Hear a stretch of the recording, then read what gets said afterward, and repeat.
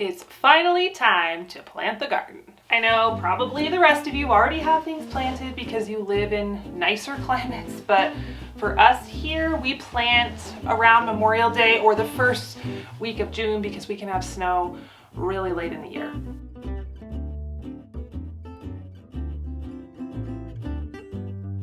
And so the time has come and I have a full day ahead of me.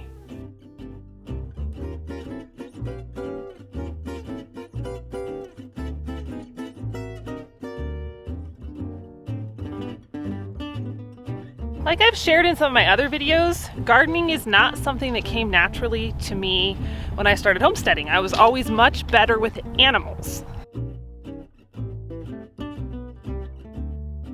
That being said, I have definitely had some pretty amazing gardens over the years after a lot of trial and error. So in today's video, I'm going to share some of the biggest mistakes I made when I started gardening and how you can avoid them.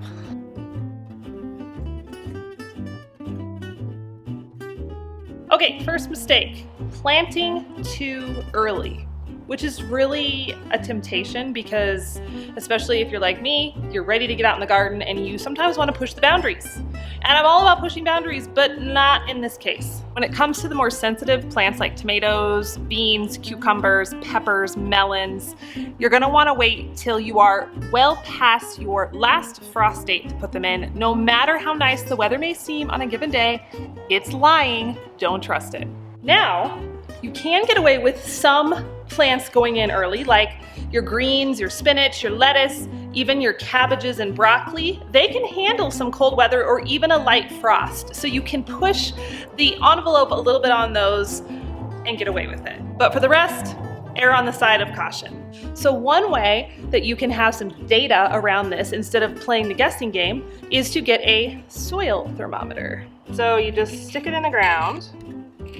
And what we're looking for is for our more sensitive plants, like our tomatoes, peppers, melons, we want the temperature to be at least 60 degrees before we plant. Full disclosure, I bought this little thermometer. It was marketed as a soil thermometer and it was pretty expensive, like 15, 20 bucks. And then I got it here and it's basically a meat thermometer. So go to the store, get a cheapo meat thermometer, you should be fine. If it's cooler than that, the seeds are just gonna sit there and they're not going to germinate. They may even rot, depending on how cool and how damp it is. Okay, next mistake that I have made more times than I care to admit is getting the wrong plants for where I live. Again, I have tried to fight reality on this. I've tried to push the boundaries, and this is one area you just can't push it. Like the time I got a bunch of pear and apple trees and was bound and determined that they would grow here no matter what, and they didn't. They died after the first winter, no matter how well I took care of them. So I've learned to carefully select my vegetables, but also my trees and shrubs. And when I started to look at what some of the old-time farmsteads and homesteads had growing around here, it was rhubarb and currant. They weren't trying to grow apples and raspberries. And this is a currant bush that I planted just a couple years ago. It has thrived. I don't even baby it. I water it every once in a while. I mean, it gets cold, it gets frozen. It comes back vigorously every year with a ton of fruit. And that's the difference between me struggling and begging like a raspberry to grow versus just going with what wants to live here. Another example here would be watermelon. I can plant watermelon and cantaloupe, but they will never have enough time to mature. The plants will get big, but I'll never have the fruit. I remedied that, found a variety of watermelon that's very short. It's designed for very northern growers. And I was able to have 2 baby watermelons last year and they were delicious. And so it's really important that we adapt for where we live and sometimes let go of those expectations that we have to grow a certain thing just because everybody else is.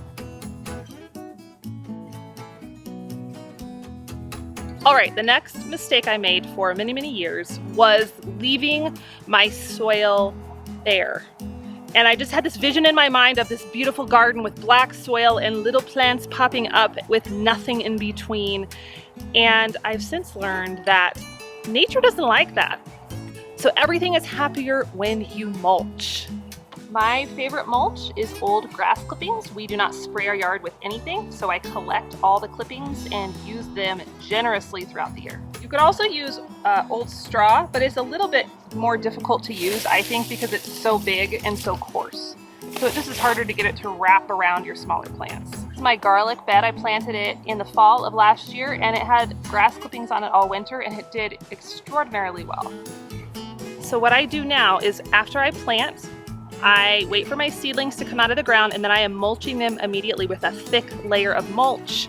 It holds in the water, it suppresses the weeds, it builds organic matter in the soil. My goal is to build the soil up with organic methods, layering and compost and mulch and things like that, instead of hauling in topsoil every couple of years. Do you like my dandelion bed? I've worked really, really hard on this. All right, the next mistake was one that I came really close to making, and it could have been disastrous, but I caught it in time. And that would be adding too much nitrogen to your soil.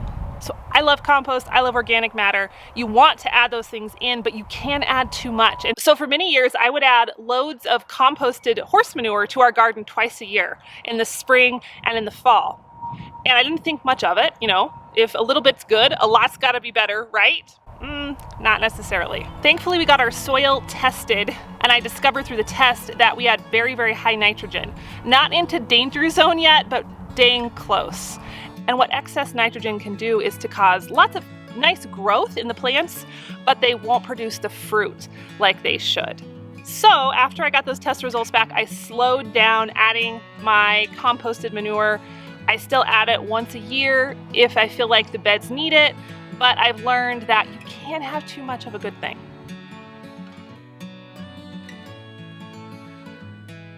My final mistake is that I spent years skimping on the water in my garden. Not on purpose. I thought I was watering enough, but I wasn't.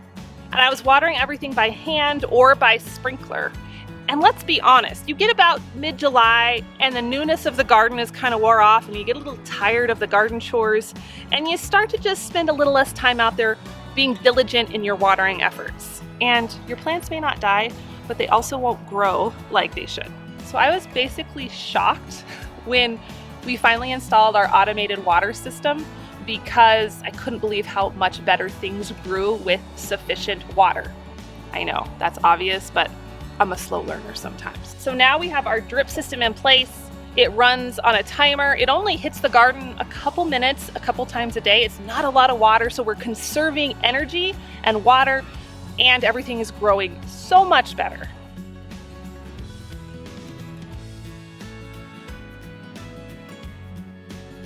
And one last thing about mistakes. Don't be afraid to make them. Messing up just means you're actually trying. You're out there doing the work, so there's no shame in that. And even if you just grow a handful of tomatoes or a couple squash this year, you're still way ahead of the game.